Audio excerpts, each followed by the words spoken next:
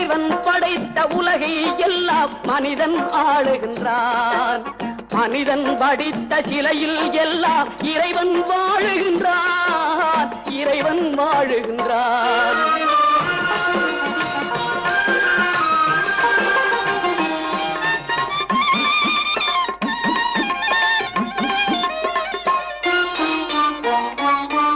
இரண்டு மனிதர் சேர்ந்த போதே எண்ணம் வேறாகும். இரண்டு மனிதர் சேர்ந்த போது எண்ணம் வேறாகும். எத்தனை கோவில் இருந்த போதும் இறைவன் ஒன்றாகும்.